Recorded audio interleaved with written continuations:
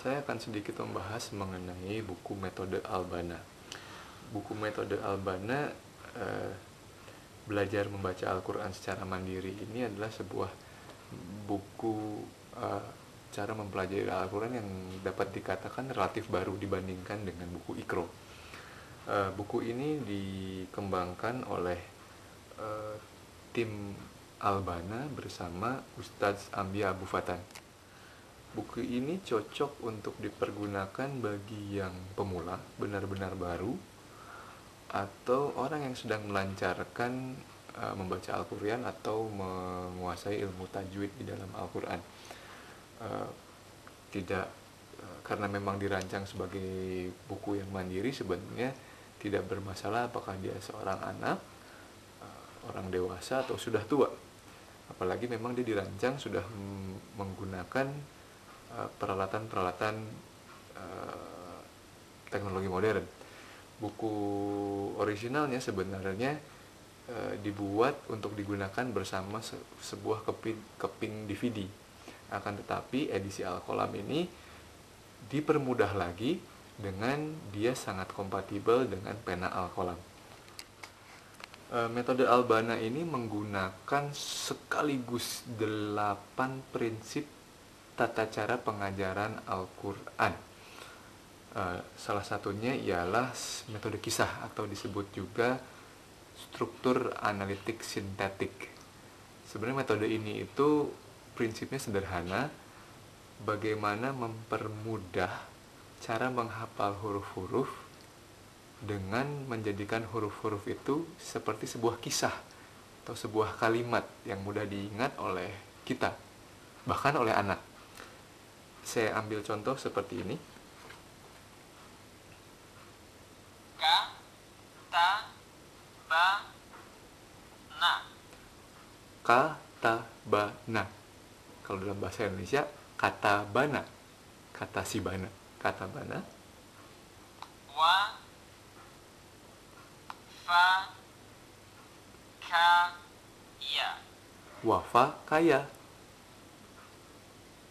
Ma, na, ka, la. Manakala. Mo, ya, ya. Toko Jaya.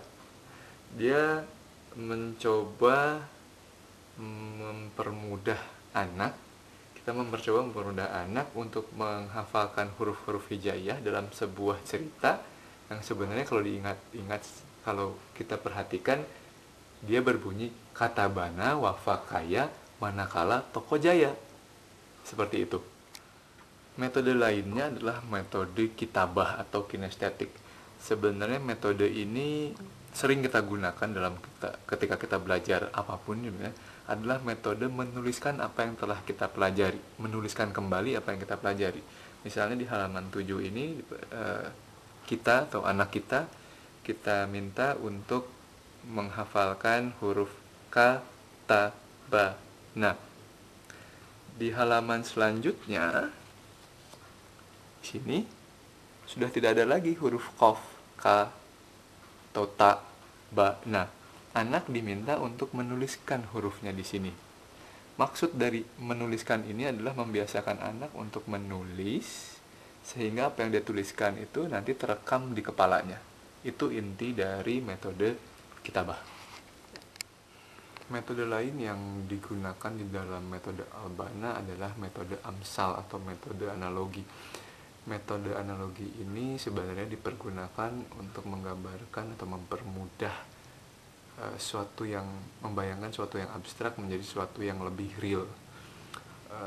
Dengan ini maksudnya sebenarnya dengan menganalogikan tanda-tanda baca di dalam Al-Quran, insya Allah pelajaran tajwid menjadi suatu yang lebih mudah dipahami oleh kita atau oleh anak-anak kita. Misalnya ketika menggunakan atau memperkenalkan hukum idgham, metode Al-Bana menganalogikan tanda sukun dengan bulan, sementara tanda tasydid itu dengan matahari.